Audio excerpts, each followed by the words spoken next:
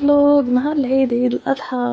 مبروك عيدكم أولا. إيوا يختي بينا أول حاجة توجد الفخر والشوية وداك الشي كيما راكي تشوفي مهدي اللي تكلف بهاد الشي.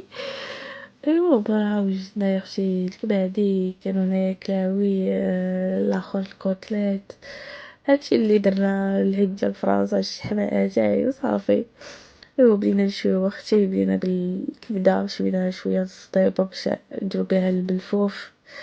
وجدنا شويناها عاوتاني تا هي مع القلب. إيوا اختي مرة قطعناها وبدينا كنشحمو فيها نجيبو فيها التشحيم. المهم تقريبا أنا مدرت والو مهدي وولد خالتي اللي دارو كلشي. أنا درت غير عمرت غير أتاي.